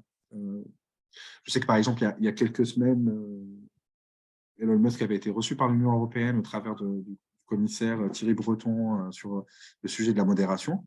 Il y a 2 semaines, l'ARCOM, l'autorité de régulation des communications médias et du numérique, a saisi Twitter France pour leur politique de modération. Mais aujourd'hui, comme on a un arsenal coercitif assez limité, on n'a pas les lignes ne bougent que très peu au sein de Twitter. Et je ne crois pas, pour le coup, je pense qu'économiquement, ça va le servir d'avoir beaucoup de désinformation parce que ça veut dire qu'il y aura beaucoup plus d'engagement et donc beaucoup plus de publicité, donc beaucoup plus de performance économique. Malheureusement, en fait, d'un point de vue sociétal, ça amène des dérives extrêmement importantes. D'accord. Alors, au niveau des dérives, puisque nous sommes à nouveau sur des problèmes de sécurité et de défense nationale, tu te souviens probablement de l'État islamique et de la relative liberté que l'État islamique avait à communiquer des horreurs sur les réseaux sociaux et ailleurs. Qu'est-ce que tu en penses? C'est-à-dire, est-ce que finalement, c'était pas mieux avant ou pas pire avant et que cette évolution, elle traduit simplement peut-être des sensibilités différentes de ceux qui s'emparent des réseaux sociaux? En fait, oui et non. En fait, je pense que, par exemple, l'exemple du djihadisme est un très bon exemple parce que c'est vraiment, sur beaucoup de points, c'est comparable aux fausses informations. C'est-à-dire qu'on a eu une période, on va dire, entre guillemets, faste pour les djihadistes parce qu'ils pouvaient s'exprimer. Alors, il y avait Twitter, il y avait le PlayStation Network qui était beaucoup utilisé par les mouvements djihadistes. En fait, petit à petit, on a mis un système de surveillance au niveau de l'État, on a mis un système de modération au niveau des plateformes qui a endigué. Alors, ça ne veut pas dire que le mouvement a disparu, loin de là, mais par contre, ils ont dû se déporter sur de nouvelles plateformes qui avaient moins de viralité, moins d'utilisateurs. En fait, moi, concrètement, je ne crois pas qu'on arrivera à réguler Internet. Internet est trop vaste, c'est beaucoup trop complexe à réguler. Par contre, je crois au fait que la régulation va diminuer l'exposition d'un certain nombre de dérives, notamment le djihadisme, comme on l'a connu, ou alors demain, la fausse information. Mais il faut bien comprendre quelque chose, c'est que la lutte contre la désinformation, on a parlé de manipulation de masse, on a parlé de... C'est un peu comme de la cyberdéfense, comment dire, c'est un processus itératif. C'est-à-dire qu'aujourd'hui, par exemple, on arrive à identifier comment des États arrivent à manipuler, mais demain, les États vont faire évoluer leur manière de faire, les entreprises vont faire évoluer leur manière de faire, et donc c'est un cycle itératif. On va devoir, un peu comme la défense numérique, c'est exactement le même système, on va avoir des cycles itératifs pour contrer le phénomène. Et en revenant juste au djihadisme, c'est très semblable, mais étant à titre personnel, j'avais suivi beaucoup les contenus djihadistes sur Twitter il y a quelques années maintenant. Il y en a beaucoup moins. Il y en a beaucoup moins. Alors, ça ne veut pas dire que le mouvement a disparu, mais il y en a beaucoup moins. Je ne saurais pas dire à ce stade si la non-modération va réamener ces personnes-là sur Twitter. On va le savoir dans quelques semaines. Les chiffres sortent assez rapidement. Bon.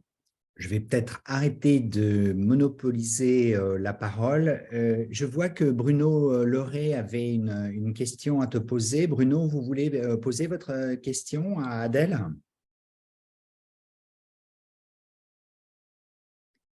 Une question de mon point de vue un peu technique, si je l'ai bien comprise. Adèle, tu la vois, c'est en fait, Bruno te pose la question de savoir quel impact peuvent avoir les débunkers sur l'argumentation fondée sur à qui profite le crime. Je ne suis pas sûr de bien comprendre la question moi-même. Moi non plus. Bruno, vous avez… non, pas forcément. Guy-François, je vous voyais peut-être à tort vouloir poser une question. Allez-y. On ne vous entend pas. Je ne vous entends pas. Guy-François. Peut-être si vous montez votre…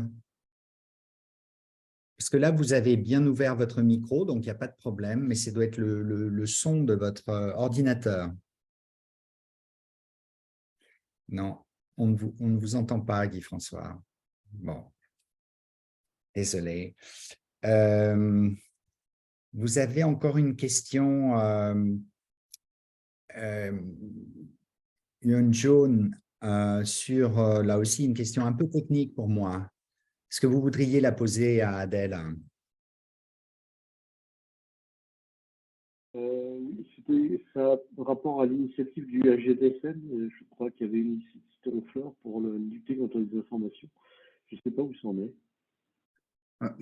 Est-ce que vous pouvez juste me dire SGDDN, c'est l'acronyme de quoi Non, exactement? secrétaire général pour la défense et sécurité nationale. Il me semble que Ah oui, ils avaient lancé une initiative là-dessus. oui, oui, complètement. Complètement. Alors, je ne vous cache pas que je ne saurais pas vous faire une évaluation très, très fine de leur avancement. Il y a eu, je sais qu'il y a eu un investissement, en tout cas déclaré par le ministère des Armées, par l'Élysée, notamment sur la défense et la cyberdéfense. Et je sais qu'il y a eu des équipes qui sont dédiées à la veille continue des réseaux sociaux, plutôt axées sur les sujets de djihadisme, mais de plus en plus investis autour de la désinformation, avec la limite que je connais aujourd'hui, qui est qu'ils n'ont pas non plus des ressources illimitées sur le sujet, parce que comme c'est un sujet émergent, ils sont au tout début de leur approche.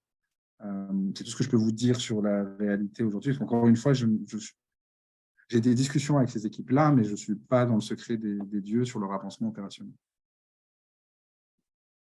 Attendez. Ah oui, on vous entend, monsieur François. Ah ben, on entend mieux.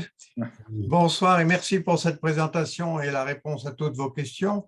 J'aurais une question annexe, c'est que pensez-vous de toutes les infos, je n'ai pas dit fausses ou pas, de tous nos médias et de nos ingénieurs scientifiques sur le changement climatique? On sait que la météo n'a pas d'archives de plus de 160 ans et les cycles météo, on peut aller, comme me disait un ami malheureusement qui est parti, ingénieur et chercheur, vers une période glaciaire actuellement. C'est-à-dire que nous ne la verrons pas, nos enfants non plus, mais ça peut avoir des 300, 400, 500 ans, on va vers une période glaciaire. Et pour rappeler, le Groenland, c'est quand même la terre verte. Donc, il peut y avoir un cycle, et je pense que les éruptions solaires et le changement de l'axe de la Terre vont provoquer ce changement. Mais ce n'est pas quand même l'homme qui est à 100% fautif. Qu'en pensez-vous? C'est à la fois une très bonne question et à la fois je ne me sens absolument pas expert pour y répondre. C'est les infos, avec vous avez les études et sur Internet, il y a beaucoup de discussions. En effet, en fait, on a travaillé sur le climato-scepticisme et sur En fait, la première chose à bien comprendre sur le climato-scepticisme, c'est qu'aujourd'hui, ce n'est pas une tentative de manipulation, c'est-à-dire que c'est des personnes qui ont des échanges tout à fait naturels sur le sujet. En tout cas, sur Twitter, c'est ce qu'on a pu identifier. De même, je ne saurais pas vous dire, en fait, sur la véracité scientifique, je ne suis absolument pas le bon. Ce que je peux vous dire, c'est que d'un point de vue médiatique, que ce soit dans un sens ou dans un autre, je ne suis pas certain qu'une communication émotionnelle, donc alarmiste, ou une communication émotionnelle plutôt je m'en foutiste, si je peux m'exprimer ainsi, je ne suis pas certain que c'est l'effet escompté. C'est-à-dire qu'on creuse en fait de plus en plus la dichotomie en fait, entre les populations qui sont plutôt climato-sceptiques ou qui ont une vision plutôt mainstream autour du climat. La critique que je pourrais avoir à mon humble niveau de citoyen sur le sujet, c'est qu'aujourd'hui, on a peu de pédagogie en fait, sur le sujet. C'est-à-dire qu'on parle beaucoup plus des potentiels impacts négatifs qu'on peut avoir et de sentiments émotionnels que la réalité scientifique. C'est-à-dire que moi, j'ai lu, par exemple, les rapports du GIEC. Avec ma connaissance scientifique, j'ai l'impression que c'est extrêmement crédible et que c'est très bien et qu'il n'y a pas de sujet. Mais en réalité, on a très peu de pédagogie sur l'expérience scientifique, comment elle est menée, quelles sont les réalités, enfin, qu'est-ce qu'on a comme information scientifique de manière pédagogique. Aujourd'hui, très souvent dans le climat, on va vous parler d'un point de vue émotionnel. Et encore une fois, je suis, en tant que représentant des cartésiens, si je peux me permettre, je ne suis pas certain que ce soit la meilleure manière d'approcher le sujet. Sur la notion scientifique, je ne suis pas la meilleure personne pour répondre à la véracité ou non d'un certain nombre de choses. Il y a peut-être un aspect économique là derrière pour les industriels. Je ne saurais pas vous le dire non plus. Et les écologistes. Merci pour votre réponse. Merci Guy-François. Bien, Bruno, peut-être vous voulez prendre la parole. Ce sera, je le crains, la dernière question qu'on va poser à Adèle, puisqu'il est déjà 20h40. Adèle, on a passé une soirée formidable. Il y a des remerciements nombreux et variés et je me joins à ce flot de remerciements parce que tu associes à l'expertise l'exposé clair et concis et c'est à ton grand mérite. Peut-être Bruno, pour ne pas vous quitter frustré, vous voulez expliquer le sens de votre question? Est-ce que vous m'entendez cette fois? Oui, oui, on vous entend. Bon, merci d'abord pour la présentation, hein, c'est très intéressant. Mais en fait, quand on parle de fake news, on parle souvent d'une nouvelle en fait, qui a pour but de contrarier une autre information. Et on s'aperçoit que très souvent, l'argumentation de celui qui propage la fake news se déplace assez rapidement vers la désignation d'un menteur en fait, qui aurait intérêt à l'information de base, quoi. Alors, comment est-ce que ça, on peut débunker? Parce que moi, j'ai l'impression que quand on en est là, c'est très difficile. Alors, je comprends beaucoup mieux votre question. En effet, alors pour être tout à fait, pour la petite anecdote, moi, pendant 1 an et demi, j'avais un compte secondaire sur Twitter et j'ai suivi tous les sphères complotistes autour de la vaccination, et notamment autour du Covid-19. Et en effet, très souvent, on va arriver, même dans une discussion assez cartésienne avec les sphères complotistes, très souvent, on va arriver à un argument qui est de dire, très bien, mais l'enjeu que tu défends, il est vis-à-vis d'industriels, vis-à-vis de médias, vis-à-vis d'autorités, etc. Or, en fait, quand on arrive à cet argumentaire, très simplement, il n'y a plus de discussion possible. Pour la simple et bonne raison que, en fait, quand vous allez essayer de débunker, vous allez sortir des études. En santé, en tout cas, c'est les publications scientifiques qui vont être partagées. Or, en fait, l'argument principal des personnes qui sont en défiance et qui sont dans ces réseaux-là, c'est de dire, de toute façon, les industriels financent de la recherche et donc, du coup, c'est un laboratoire pharmaceutique qui est derrière cette recherche. Donc, on peut pas, l'argument scientifique est galvaudé instantanément par la personne. Le deuxième argument, c'est de sortir des articles de médias, des articles de presse. Or, on vous dit que les médias sont à la botte d'une certaine idéologie, donc du coup, ce n'est pas crédible comme source. Et à la fin, vous allez sortir un argument émanant d'une autorité publique, que ce soit la Haute Autorité de Santé, Santé publique France, ministère de la Santé ou peu importe. Et in fine, on va vous sortir le même argument qui est de dire oui, mais de toute façon, ce n'est pas crédible. Donc, si on arrive à ce niveau de questionnement, en fait, aujourd'hui, moi, je n'ai pas la réponse de dire comment on peut débunker ça, parce que ça veut dire que la personne qui est en face, elle est déjà assez convaincue et qu'elle est dans un phénomène en fait, global qui vise à appréhender le sujet à travers ce spectre-là. Donc, je ne saurais pas vous dire, mais ce que je peux vous dire d'un point de vue personnel de mon expérience, c'est que c'est extrêmement complexe et aujourd'hui, on n'a pas la solution à cet argumentaire. Très souvent, c'est la fin d'un débat. Merci.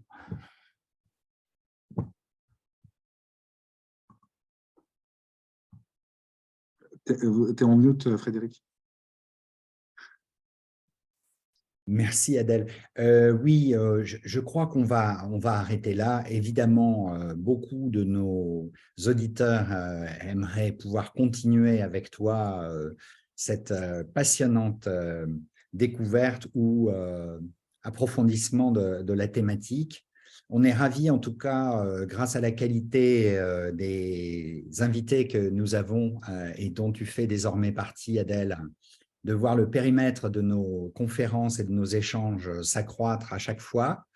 Et donc, nous te remercions de ta générosité, à nouveau de ces lumières et puis de ton expertise, mais une expertise précieuse puisqu'elle est extrêmement clairement exprimée et puis qu'elle est étayée par de nombreuses études. Donc, merci d'être un chercheur passionné, passionnant, et puis également un entrepreneur et un réel expert. Merci beaucoup. Très bonne soirée à tout le monde. Merci beaucoup. Bonne soirée à toutes et tous, à bientôt, et merci en particulier à Adèle et puis à mon confrère et ami Thierry Colombier de rendre ces échanges possibles. Merci et bonsoir à tous. Bonsoir à tous. Merci encore.